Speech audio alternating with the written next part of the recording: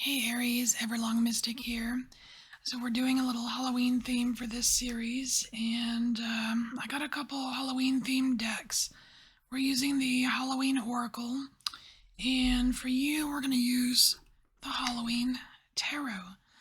So I've pre-pulled an Oracle card for you, and I was wondering who was going to get this. The Underworld. So Aries, you have the Underworld card. It says where all things pause and begin again. And what it's what it's really kind of screaming out to me here for you Aries is about creating space. So when you create space for something, there's some fallout, right? Things kind of fall away. You might, it could be result in a maybe a dark period or some vacancy of some sort, but basically what you're trying to do here is create space for some kind of change that benefits you, makes your life easier. It's for the good, right? So let's get some tarot here. I'm doing a Halloween cross, which is like a version of the Celtic cross. I just changed some of the meanings of the placements.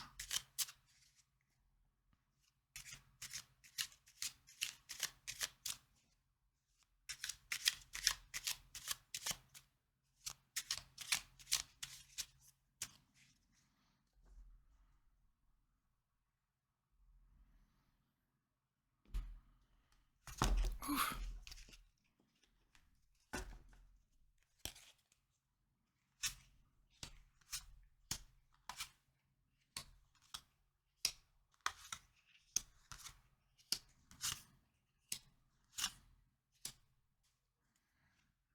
All right.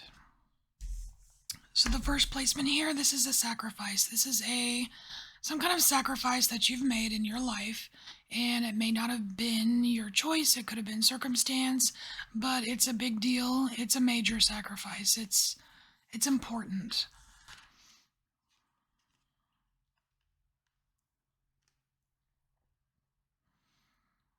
So we have the Four of Pumpkins, which would be the Four of Pentacles, and the Four of Pentacles is really like about your foundation.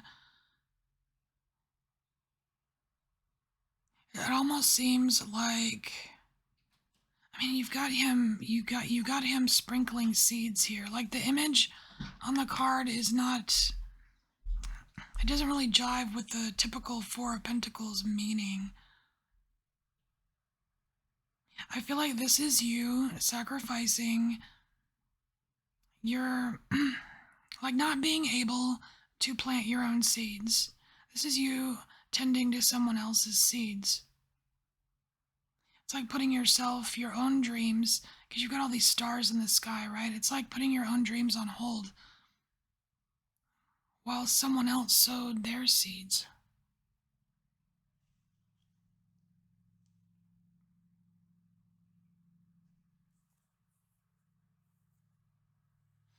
So here we have a card of the past, and this card is linked in some way to this card.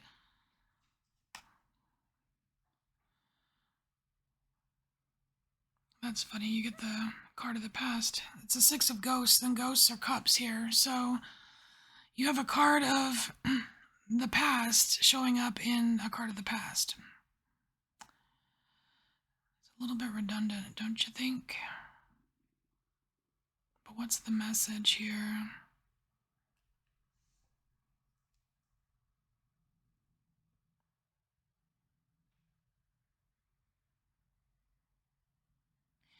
You notice that the ghosts are all coupled up.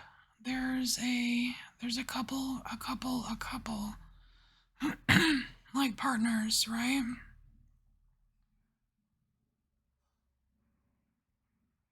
I feel like in the past that you have been, like, in the past, you've experienced situations where it's like everyone has a partner but you, or something like that. You know what I mean?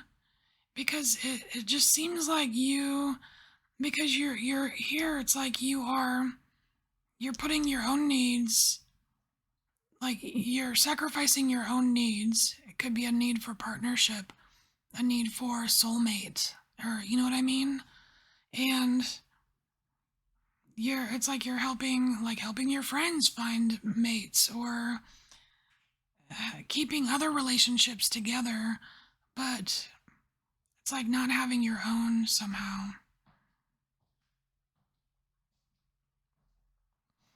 So this card right here, Aries, is a card beyond the veil. It is a spirit guide type card. The King of Pumpkins. Well, well, well. All right, so I don't think the King of Pumpkins is going to let this here be the case for very long. If this is still happening, this is being looked after on the other side. This is being you are getting assistance with this from the other side. If you've already overcome this, which most likely you have, then yes, you had divine assistance with that. You had help.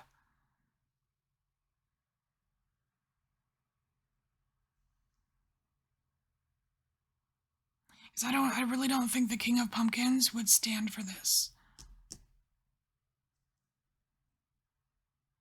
And the King of Pumpkins is strong enough, smart enough, capable enough to advise in this kind of situation here. So you may have received some sort of spiritual guidance to help you out with some kind of situation here where you were sacrificing your own needs to the point of it becoming like an issue or something. You know what I mean?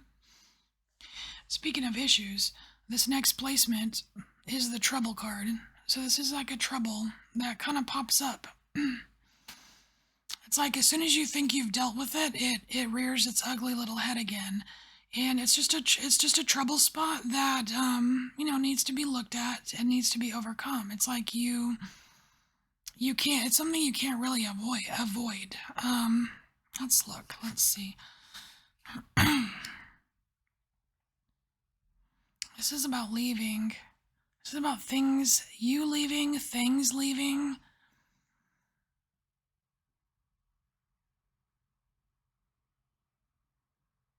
But I almost wonder if this is like calling it quits or giving up or something like that. Now, the Six of Bats would be Six of Swords, and generally this card is about, moving on to greener pastures here. But I almost feel like there's something a little bit too soon about it. Like, I don't know, like leaving, leaving before, like just leaving too early, prematurely.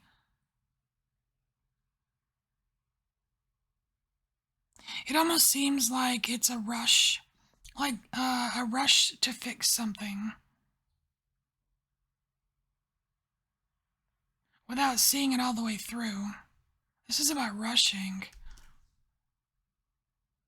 It's like this trouble spot here is the things that happen when you haven't taken the proper time to see something for what it is.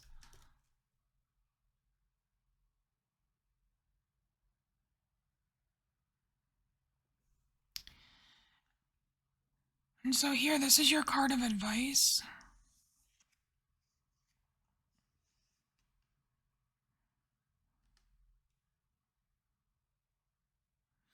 It seems more like a statement than it does advice. It's the Seven of Bats, and it's that kind of like deceptive thievery kind of card where the clown is stealing all the bats. He's leaving a couple, but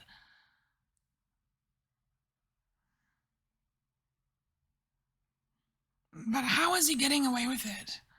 How is he getting away with it? Because nobody's paying attention. I think that has a lot to do with this situation here, not paying close enough attention and just rushing through something. That's how like in a little innocent mistakes are made. But like if you add them up and add them up over time, it becomes an unnecessary annoyance that is a friction in your life, right? It's like the whole point of this underworld card coming out for you is to make necessary changes in order for your life to run a lot smoother, you know? And so this card here is a reason why the advice is so important. Oh, look at that. You've got the two cards of being ripped off or... Dang it, Aries. Don't rip yourself off. So we have the Five of Bats, right? And this is just kind of like something that, yeah, there may be a battle, there may be a conflict, there may be a problem. Somebody's going to be the victor in this situation, but at what means, right? Do the means justify the ends? Ooh, that's a good question. Do the means justify the ends?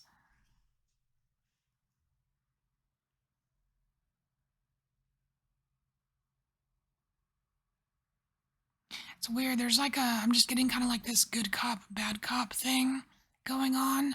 I wonder which, you are, Aries, because I think it just varies from person to person. I don't think it's an Aries thing. It's just, it just happens, right? Especially with partnerships.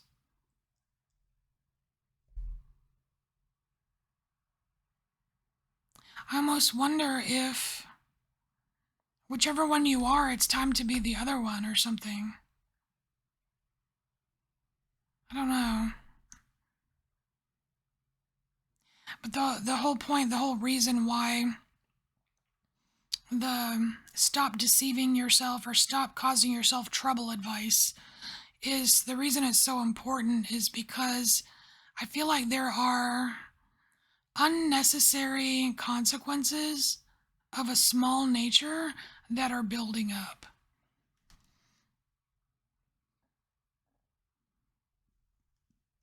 So here we have, this is like a big picture kind of snapshot of your life without this issue. Look at that, Queen of Pumpkins. So not only are you in a much more secure position here, the Queen of Pumpkins, she's got all the seeds. She can grow whatever the hell she wants. You know what I mean? That's you. That's you without rushing and not paying attention to, certain issues, right? It's like you can plant your own seeds. You can make the change. You can create the space to make the changes you want. It might be weird and awkward for a bit, but hey, we're talking Queen of Pumpkins here. And not only that, how in tune do you think the King of Pumpkins and the Queen of Pumpkins are? I mean, come on. That's awesome. So not only that, it's like there's this awesome spiritual direct communication almost that's in this kind of snapshot. And so the last card here, Aries, it's a timeline. It's a future possible timeline based on your decisions.